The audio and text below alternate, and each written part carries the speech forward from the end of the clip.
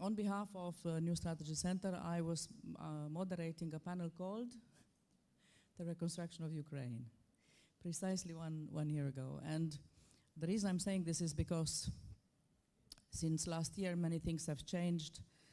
More international security challenges have appeared, new significant war.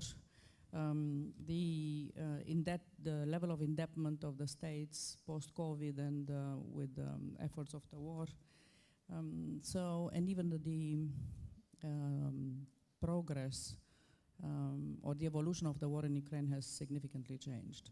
What has not changed, though, so we are in a different world than we were today, and without being a pessimist, I think the world is even more complex than it was last year when we discussed about the topic. One thing has not changed, though, and should not change, and that is the discussion on the reconstruction of Ukraine, the opportunities and the challenges. This is something that even the European Commission, if it is to quote for someone, is recognizing that the amount of money needed to be put into discussion for the reconstruction of Ukraine is not known yet. Last year we were talking about various forecasts of various institutions, and billions hundreds of billions were flying around. European Commission says we don't know the size of the envelope, and we also don't know how the end of the war will look like, really. So. This doesn't mean that the discussion should not take place. In fact, the European Commission has started seriously to discuss about the necessary building blocks of this entire process, and this is where we are today to discuss about the challenges, the opportunities, the risks, the actors, the combination between public money and state money. So with this in mind, allow me to introduce the distinguished panel that we have today with us. We benefit from the presence of His Excellency Andrei Spânu, the Minister of Infrastructure and Regional Development of the Republic of Moldova. Thank you.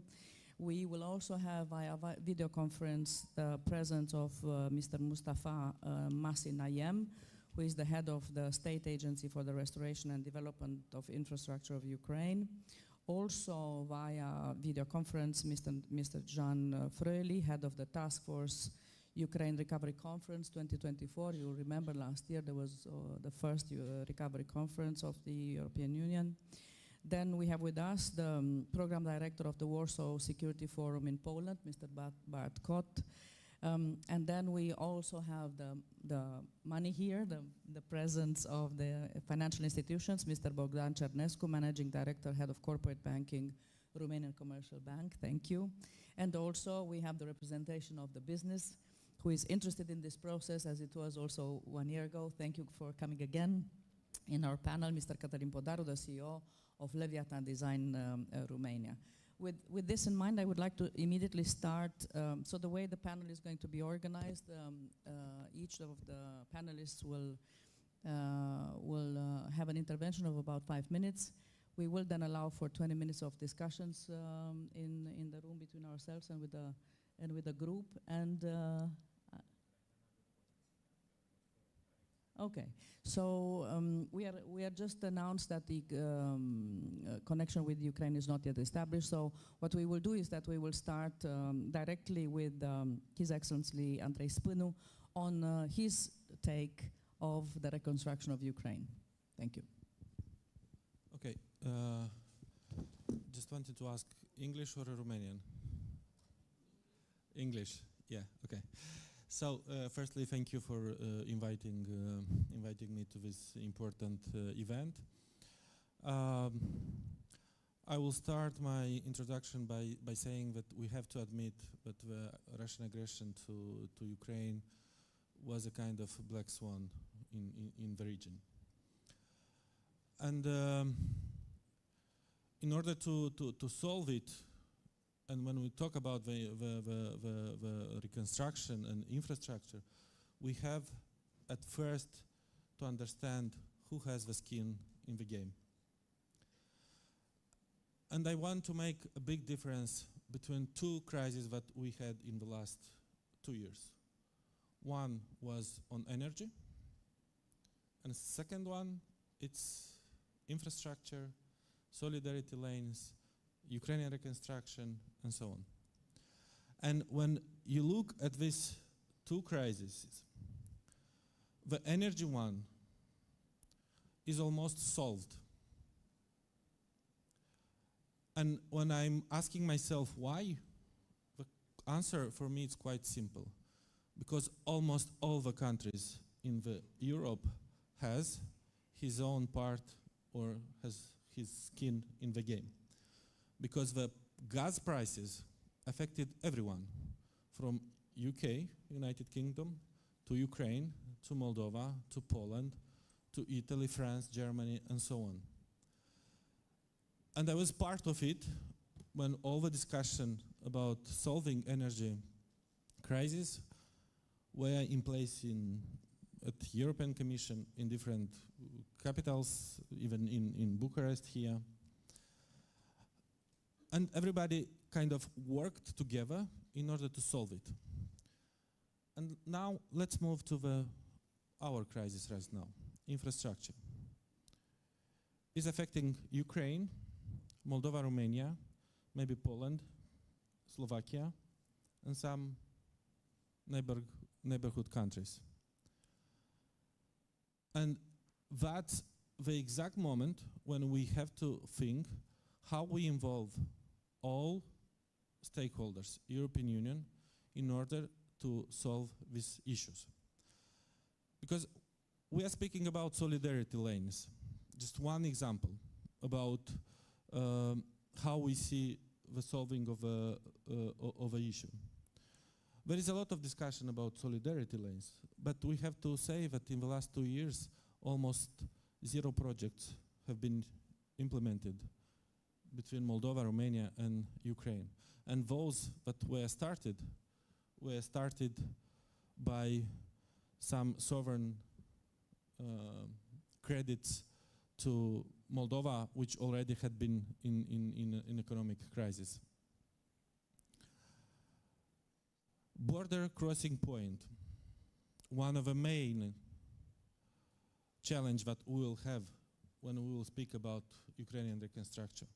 And we still today have 6 kilometers of tracks at the Leushen with Albița border. And if the process will start, we'll have even longer queues at the border if that will not be solved. And you know, if frankly speaking, in the last 2 years, not too much has been done in order to overcome this challenge. Then another one, financing. We had a lot of discussion also on the 3Cs initiatives, big projects, big ideas, but still no one actually answered the simple question: who will finance and on what terms? And that's a critical question to be answered now.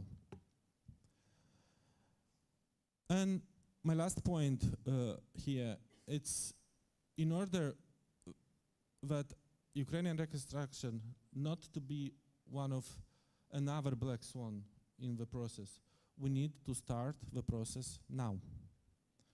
We need to start building bridges now between Moldova and Romania, between Moldova and Ukraine. We need to start investing in the railway. We need to start to invest in the ports. We need to start to invest in the roads, highways that connect us.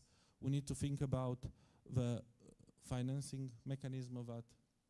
It's not something that will be discussed and decided when the war will be ended. Because if that will be the moment, then we will lose another 5 years just discussing how it's going to be.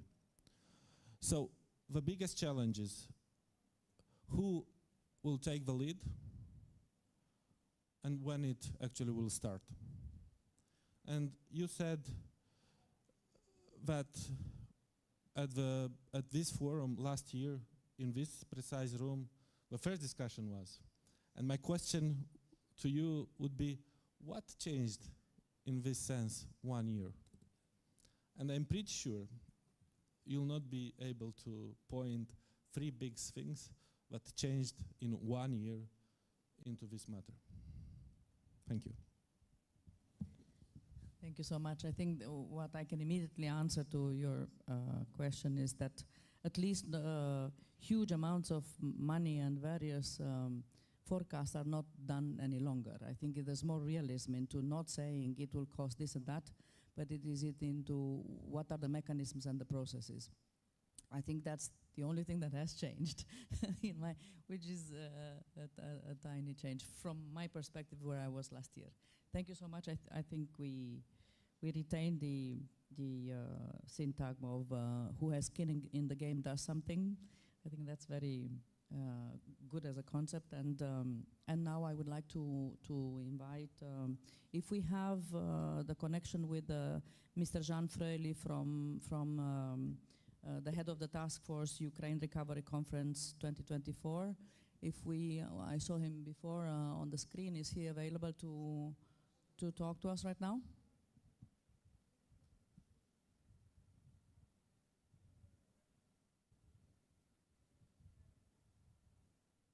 No? Are you still 1 minute? 1 second? 1 minute is a long time in a panel.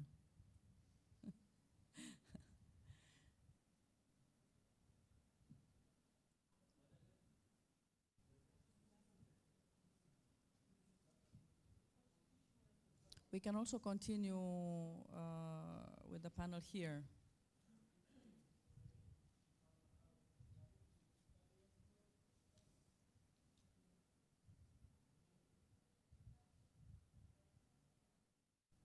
Shall we do a countdown?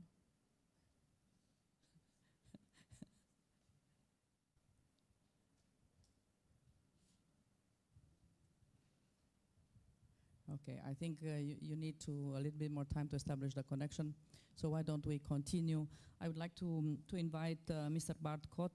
This panel is done in cooperation with your organization. You are a program director at the Warsaw Security Forum. Mr. Kot, so what is your take on what you heard from His Excellency and on the topic of reconstruction of Ukraine? Thank you.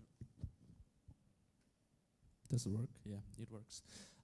Well, thank you very much for having me here and for allowing me to speak so early in the panel. I hope that the other speakers will be here online in a second.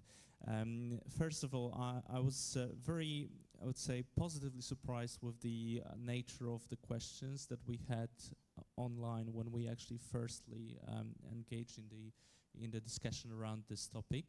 They were very much business-oriented, which is not very common actually when we speak about the reconstruction of Ukraine. Mainly a lot of political discussions appear. So I do understand that there is, of course, a need to include business, and I'm very happy with the fact that we also have business representatives here. This is something which has changed recently, I would say, in Poland. We have a new person who is plenipotentiary of the government working on reconstruction. And actually, looking at him and his actions, I would say that a lot of those actions are connected mainly to the business. He tries to engage with the business. He tries also to engage with the local governments in Poland, trying to actually to show, first of all, from the very political point of view, that this should be the endeavor of not only the government but also the business. But secondly, what is quite interesting is actually to listen to what are the needs of the business, especially on the Polish side. But as I said, I mean, the reconstruction is also very much a political process. And I suppose that the business representatives will speak a bit about the business thing in a second. I'm the person who's not a businessman, but the person who does a lot with politics.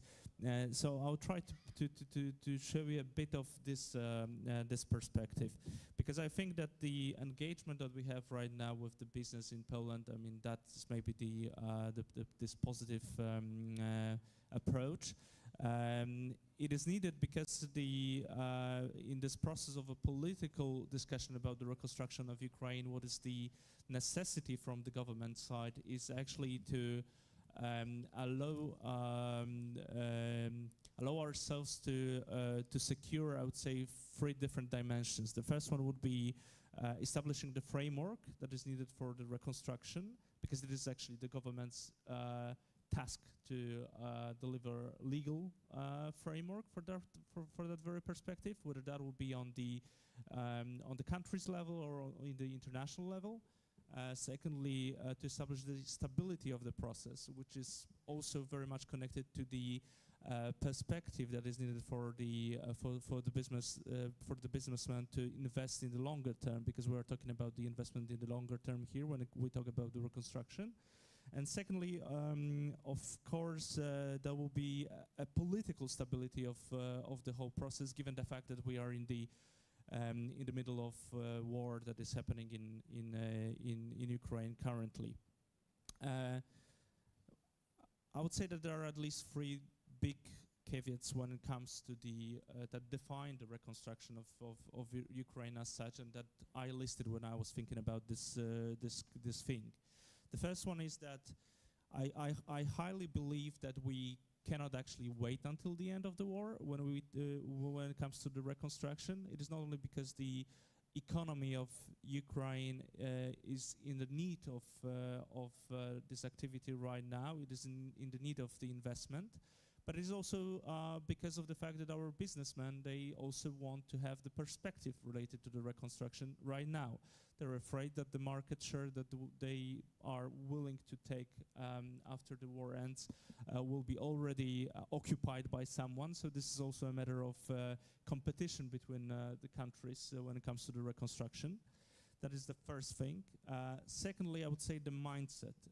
And in my very own opinion, I don't like the word reconstruction, because it is not only about reconstructing Ukraine, it's actually about modernizing Ukraine. As a result of the war, Ukraine and the Ukrainian people, they deserve to have a country that will be a modern, stable, and competitive economy that is based on transparent legal framework, that is based on green economy, that is based also on resilient economy. And that would be a foundation of the potential economic, of course, success of Ukraine, I hope, after the war ends. And third point is, of course, that Ukraine needs the manpower for the reconstruction. Since we're in the middle of the war, of course, this is a huge discussion about the echelons of the country's population that are being sent to the front line for obvious reasons, and this is a need for that. But it's also a discussion that we have to hold among our countries when it comes to the future cooperation with the Ukrainian government related to the migrants, to the people who fled from Ukraine, and to give them also the perspective and to cooperate with the government of Ukraine, to give them the perspective to come back and to take part in the reconstruction. For me, and it's very obvious thing to say, that the security of this process and that actually the economic success that I talk about of this process is very much related also to Euro-Atlantic perspective of integration of Ukraine. Ukraine will be a successful country also in terms of economy if it continues to integrate with the European Union, if it continues to adopt the legal architecture that is needed for a quick economic alignment with the Union. And this is something which we should help Ukraine to achieve. A very Polish perspective, because I was supposed to give you also the Polish perspective. Of course, due to our location, we are a very needed country in that process, mainly for logistic purposes. But in that terms, in terms of infrastructure, we can of course help a lot. But the truth is that maybe a part of a couple of companies that possess the needed capital to become competitive, also in terms of competition with also the Western European companies that are willing to invest in Ukraine. There is only a couple of those. Majority of the people, majority of the business that is also looking forward to the investment in Ukraine is also smaller business, medium-sized business. And for this very own purpose, it is a very strong need, of course, of cooperation with the government that is capable of helping with achieving the capital. Is also needed in order to actually to secure what I said, this long-term perspective of production, etc., etc. So location is a lot, but in my opinion, it is not enough. And I will stop here because I know there is many other speakers, but I have other points to continue. Thank you. Thank you very much, Mr. Kot. I think you are already, together with Mr. Spânu, adding a lot of pragmatism to this discussion. I absolutely agree with you that the word reconstruction is not, it reflects a mindset that it's probably not a healthier one, and which is whether it is modernization or recovery. I think European Commission has chosen the term recovery. The recovery conference of Ukraine already started last year, and I now am happy to pass on to Mr. Jean Fröhli. We are connected with him, head of the task force Ukraine Recovery Conference 2024. So I think your intervention, sir, comes very well after what Mr. Kot has just said. Welcome. Dear colleagues and friends, greetings from Berlin to Bucharest. It is a real pleasure to be on that panel, and I very much apologize for only being with you virtually. I would really love to have to come to Bucharest, but given that we are on the final line for this year's Ukraine Recovery Conference, mid of June in Berlin, I apologize that we have some work here in Berlin to do. But it is always for me very important, not only because I have been previously in my previous functions in the political division in the MFA, where I was also in charge not only of Ukraine, Moldova, but also of the Black Sea Cooperation. It is always very important for me to connect with you and with Romania, which plays a key role within the European Union in the Black Sea as a very important Black Sea power, but also in connectivity, in reconstruction, and in our common endeavor, which is supporting Ukraine to win that war. So as we are already in the middle of the subject, I would not make general remarks, but I just want to go in the specifics of the topic. And I would like to reconnect with the previous speakers, just highlighting three very important elements in my view, which are also playing a key role in Berlin in June for this year's recovery conference. So I think one important thing already has been highlighted. It is about what does it mean, recovery. I agree that the term of reconstruction is a bit technical, and when we talk about recovery, it is indeed also about modernization and reforming Ukraine. And if we take into account how Ukraine is still in the middle of a war of aggression, is fighting for survival, it is even the more astonishing how Ukraine is able to undergo a process of reforms and of modernization. So one, of course, important aspect we want to highlight in Berlin, also as the first member state of the European Union after Switzerland in 2022 and the UK in 2023, is of course to bring this aspect of European dimension of Ukraine's recovery into the debate, and to highlight also these excellent efforts Ukraine has been doing in the recent months and during the recent year also since London on its path towards the European Union.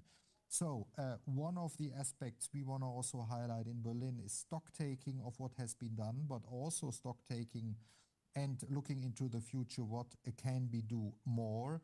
And this is very important because it's an integral part of Ukraine's modernization and recovery process. So we will have an entire cluster of debates strongly connected with the European Union, with the European Commission, in order to highlight here this important reform and modernization driver, which is Ukraine's future membership of the European Union and the whole enlargement process and negotiation process which Ukraine has ahead. The second element I wanted to highlight here, it already has been mentioned, but I think it is very, very important to highlight, is of course that we want to have a very strong priority, of course, and this is our takeaway from London. We take this, of course, in the continuity of the London URC, which is, of course, the big question how we can mobilize business and private capital for Ukraine's recovery. But here it's not only a top-down approach. It's not only about big companies doing investment in Ukraine. It is also to think about Ukraine's economic structure, Ukraine's future economic setup. In order to think about Ukraine's current and future economic resilience, we cannot only think foreign companies will have some greenfield investment and that's it. It is about the whole economic structure. And here I think it's very important to highlight what has already been mentioned, the social dimension of things, the human capital of Ukraine's economy and the demographic factor.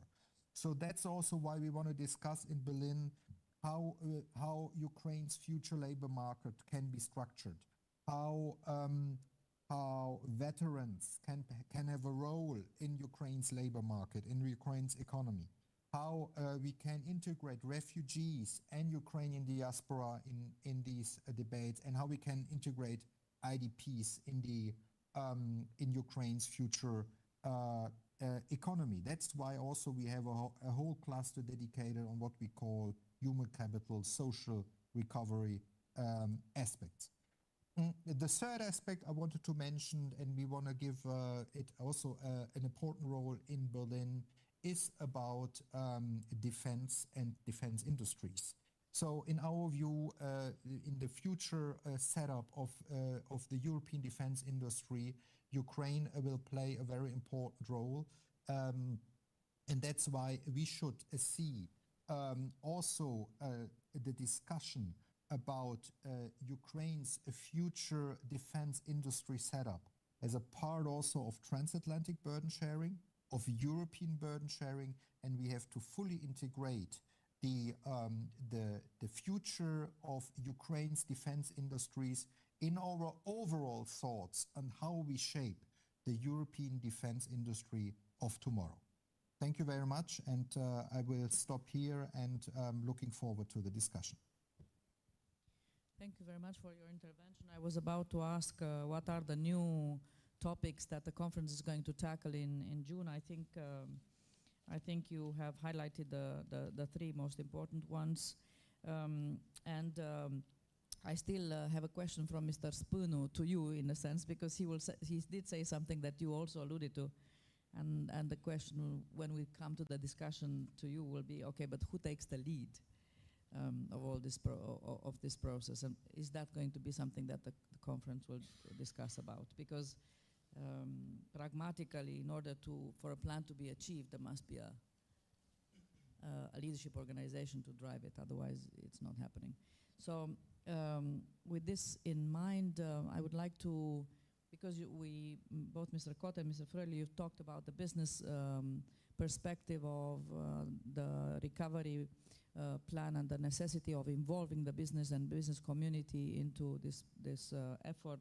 I'd like to hear the voice, to give the voice to the business now, and invite the CEO of Leviathan Group, Mr. Cătălin Podaru, to talk to us about how he sees what is it that a Romanian or a company that wants to participate in the effort of the recovery of Ukraine needs or thinks and looks at. Okay, thank you. Thank you. So that's exactly what I thought about. So I'll start with a small story. What changed from the last conference we've been? So I will tell you. Yesterday in the morning, I was talking with my assistant, which is called Luna, is my artificial assistant, and actually I was soundboarding what new things should I say to be useful in this conference. Because all the time we've been here, we know the plan, we know what's the intention, but a lot of questions are born more from the panelists than answers. So I said, look, what are the businessmen or business paradigm is? When you have uncertainties, you think besides that, what can we do? And my key points relates to what Romania should do today, or what has already done in supporting the reconstruction of Ukraine, and not only that, in spite or with all these uncertainties, and also what are we doing, and why I say we, I mean us in our business, and I can give the example. So first, I think one of the most important things is that Romania already has to bolster the security capabilities, because everything that we discuss in doing for the future in Romania, also in reconstruction Ukraine, is have a more safer country and more capabilities to protect ourselves. And what I'm saying that, first, we have the budget for 2.5. That must be invested in, first in military industry and also infrastructure. And I'm saying not only military infrastructures, but more so in transport infrastructure. Last week I've been in 3 events where in Romania we saw 3 big companies that wants to invest in Romania, and I'm speaking about Rheinmetall. They just fusioned with Automecanica, which is very important. Also, there was 2 companies from South Korea. They came here. They have open day. They have some even big show of capability of their military industry.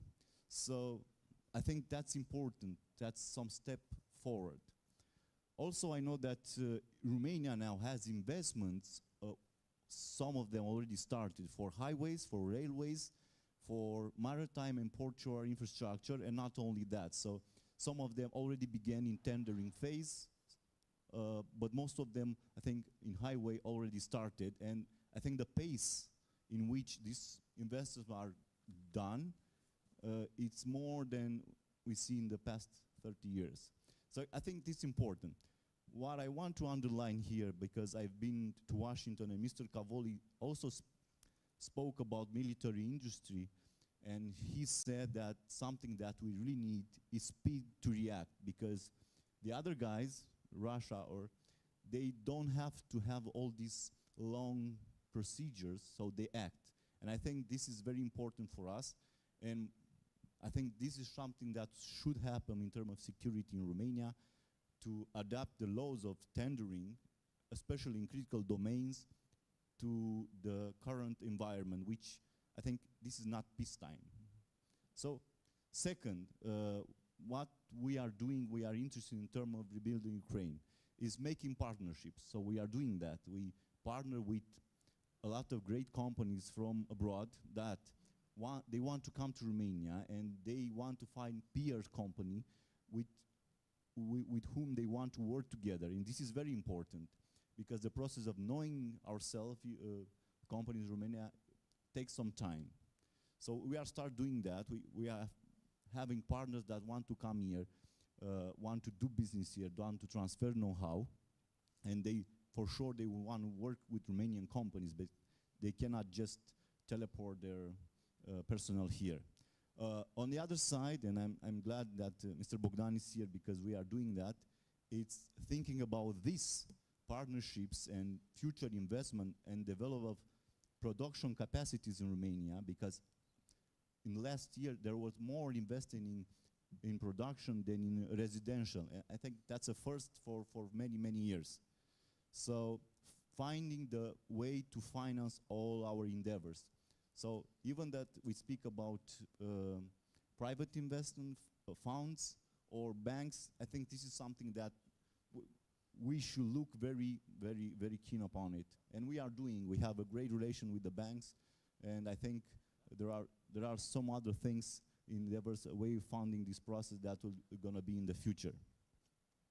And on the third, I think something that we are very focused upon it, because even last night at the launch of the book of Mr. Petrous, there was a talk about the future of the world and adaptability.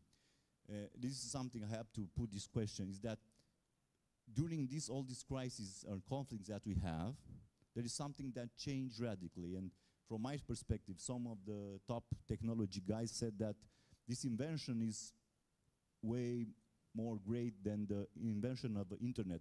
But being here in this conference, I think we can compare it with the invention of the nuclear war. And this is the progress of artificial intelligence, which in the past 1.5 years changed exponentially, and yesterday I've seen a presentation, is not going to stop.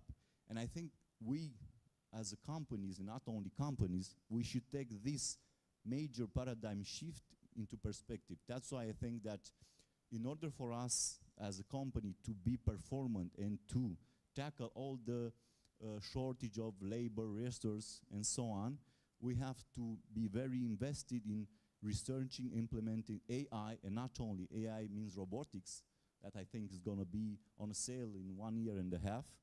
At least Elon Musk said he has already plans for 2025. That will gonna change and has to change our capacity to work together with other companies, and more so to face a potential,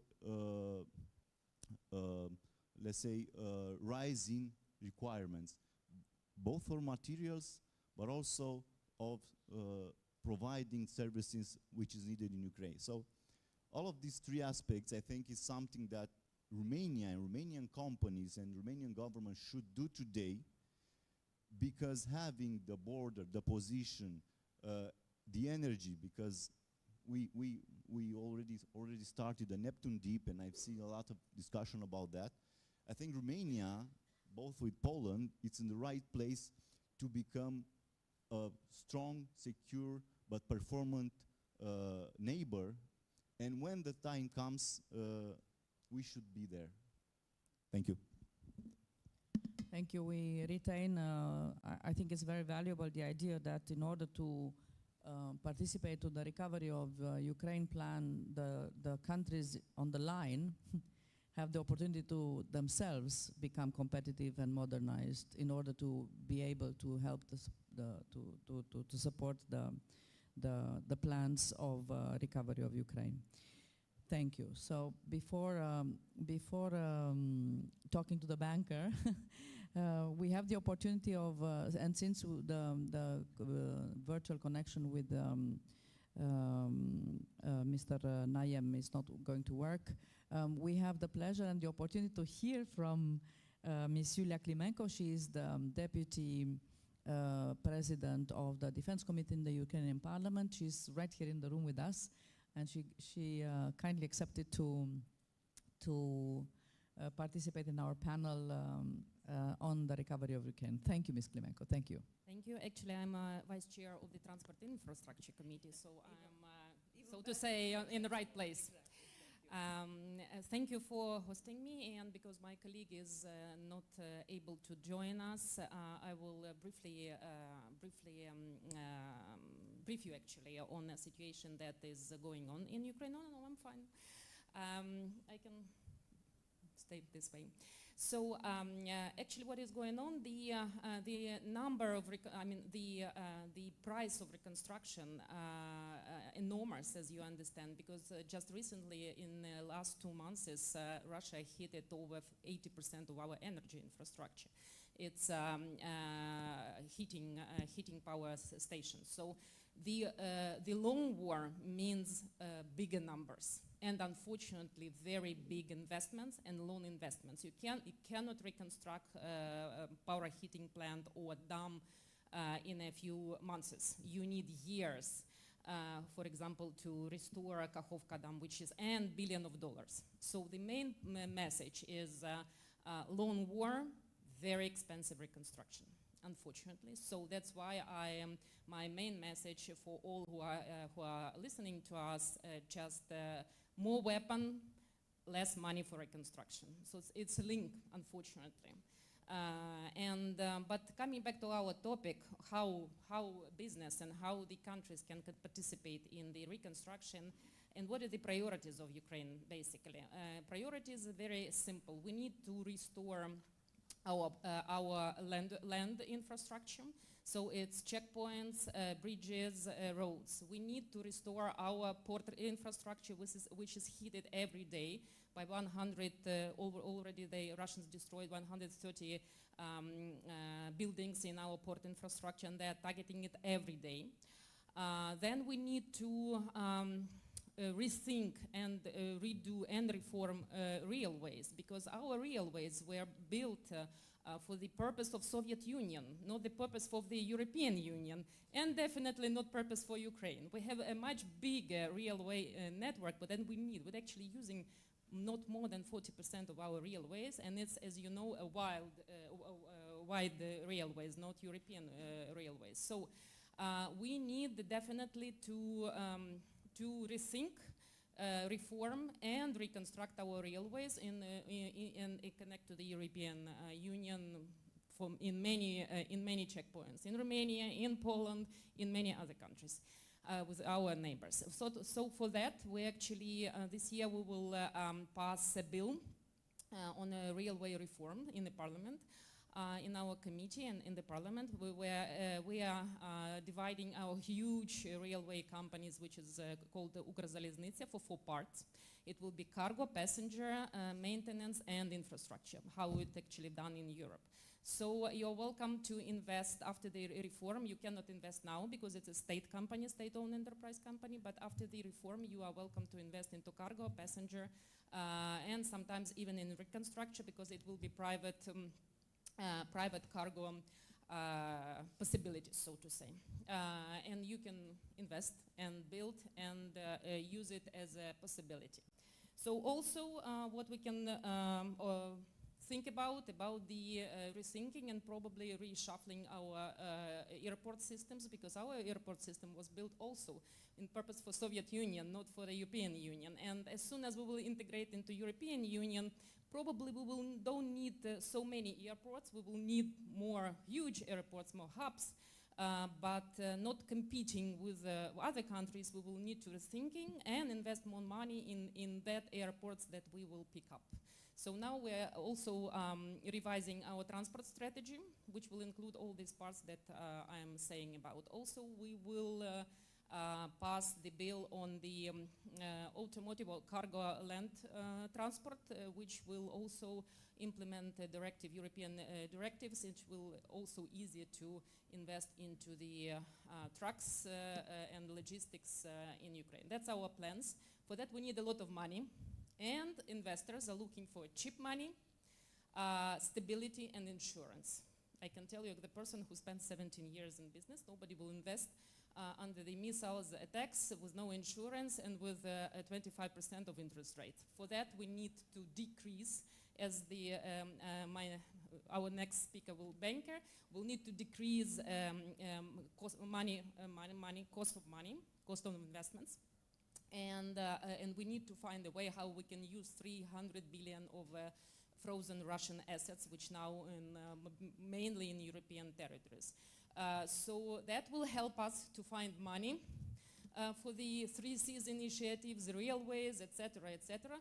That will decrease the cost of money. And that's basically the insurance, governmental insurance, like working now in Germany, in Poland, in other countries, which ensuring local companies investing into Ukraine will also definitely help, because you will be so to say, guarantees that your governments will cover all your businesses in Ukraine in case you will have some kind of damage from the Russian side. That's our plan. I hope that will be discussed in Germany, and we will have practical solutions on each of these points. Thank you. Happy to take questions, if any. Oh, excellent. I mean, I'm very glad that we have had the voice. Last year we were not so fortunate to have so we discussed about reconstruction of Ukraine without any Ukrainian voice. Very happy to have such a pragmatic input into that. And I think it ties very, very well to what everybody, I'm sure, wants to hear from the people with the money. So Ms. Klimenko said, longer war, much more expensive. Yeah, thank you very much for the invitation. A lot has been said so far, a lot of information. That makes my life easier, because many things were supposed to be addressed within my speech. But before answering to your question, I would also start with a personal experience, like Mr. Podaru. We met several days ago, quite a big investor, a large group in a non-EU country, quite willing to invest in a large-scale leasing on commercial finance operation in Romania. And one of the questions asked was, how reliable are the financial statements of the Romanian companies? Would you trust them? Do you make decisions based on those numbers? And it was a big strike for me, because the answer was obviously yes. They should be trusted.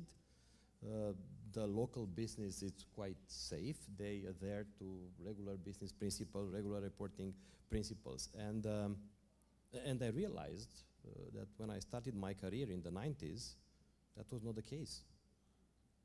And then I realized that joining EU and NATO were both huge steps forward for the country. And both steps truly helped Romania to grow and modernize, and turn Romania in a strong anchor of stability in the region. And I think, as, let's say, coming from the business environment, because before we ask ourselves, how can we help Ukraine or the reconstruction or modernizing Ukraine, is first and foremost to recognize that we are an anchor of stability.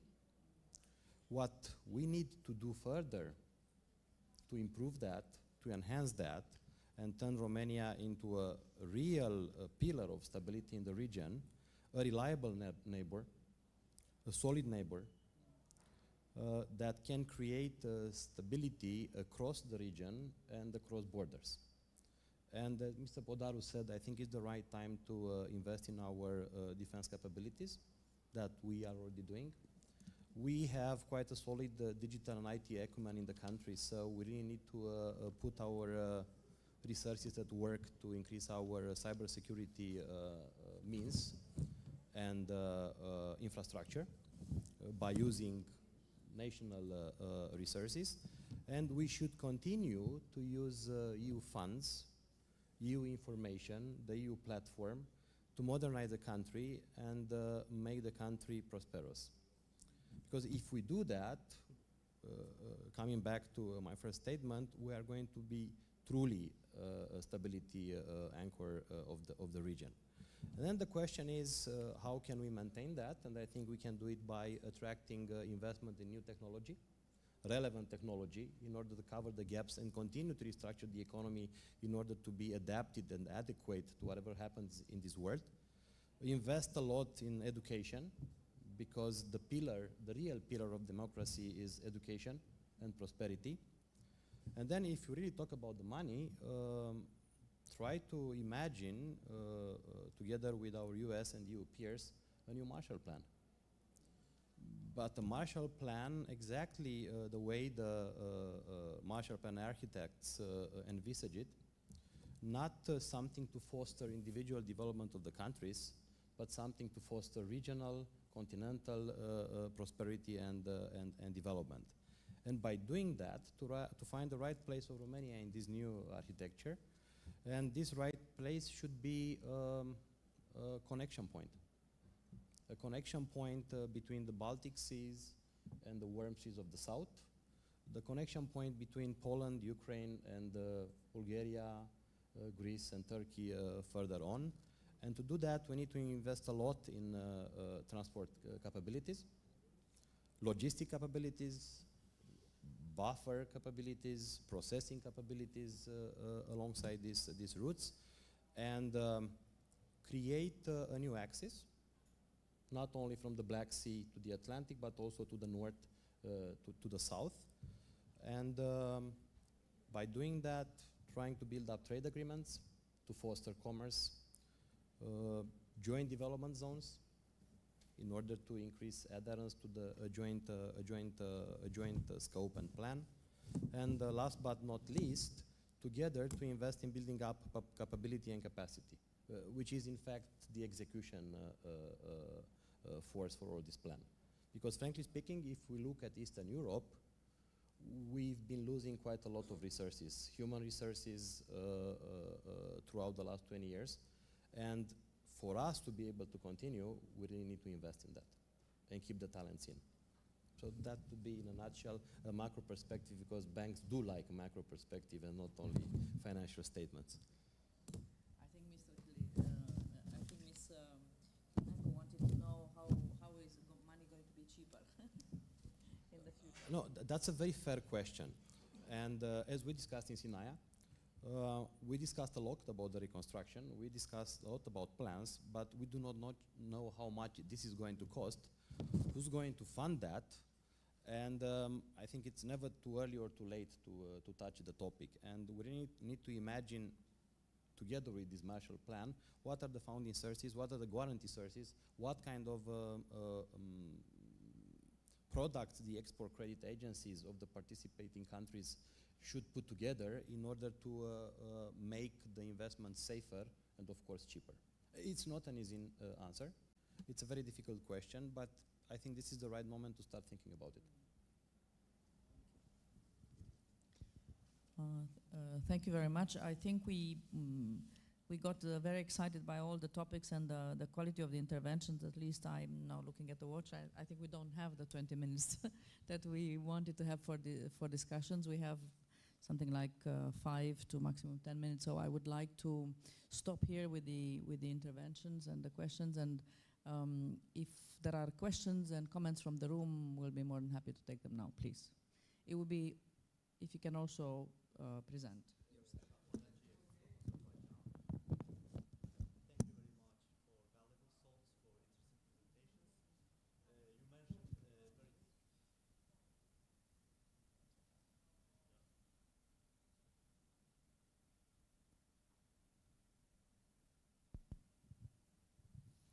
Yes, Minister and other speakers emphasized the reconstruction process, and the Minister also raised the important question, who will lead?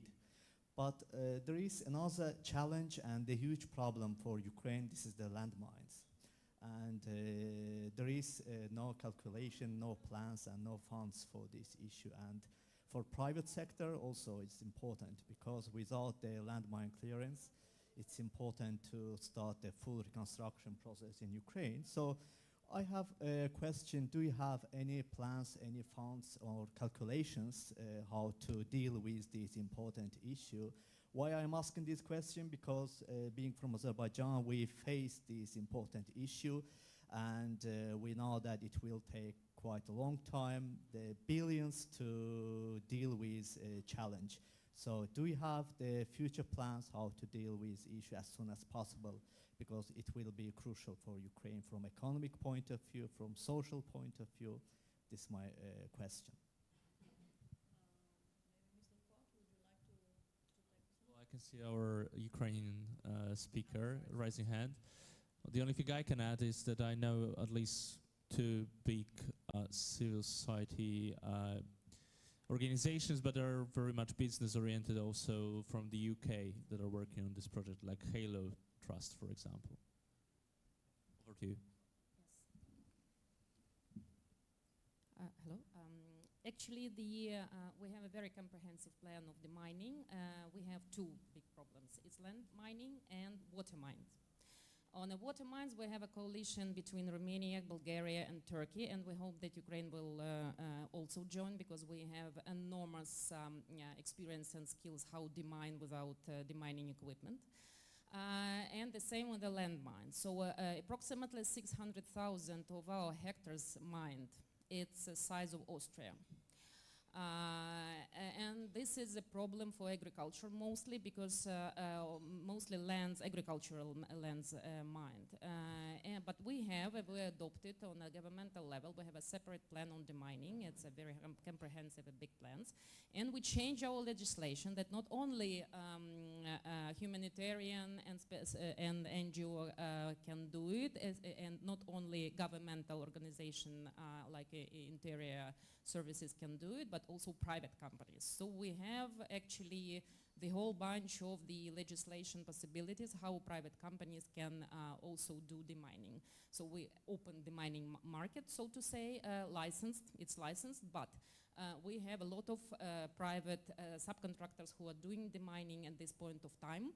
And sometimes it's even, for example, agricultural company who is paying to the private deminer under surveillance of governmental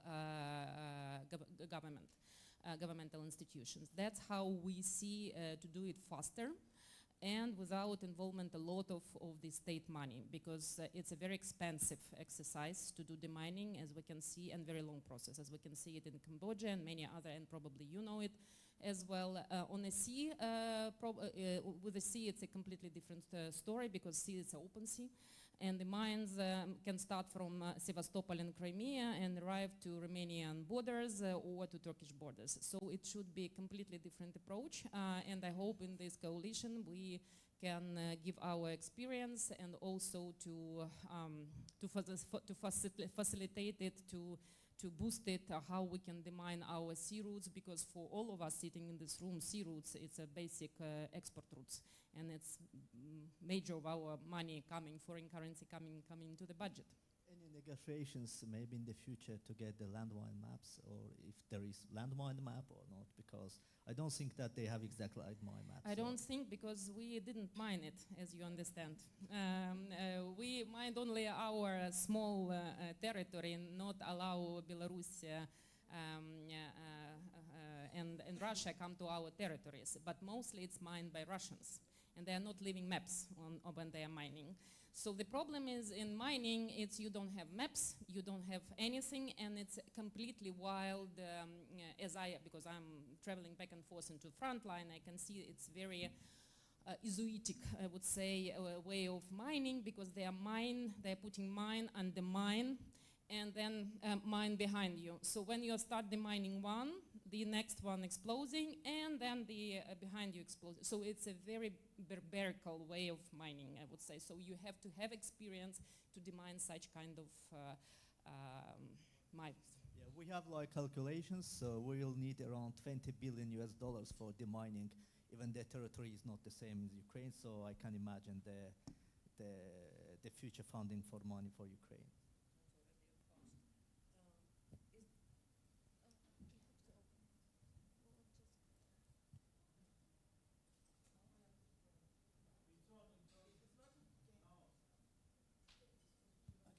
Thank you. I'm Anastasia Belkhavitinova. I'm a partner with defense law firm, and I wanted to talk about demining, because 2 days ago I was moderating the mining panel in Ukrainian Drone Security Forum in London. So actually we do have the calculations. Calculations are done by World Bank, and the assessment is 37 billion US dollars, and the time period is 10 years.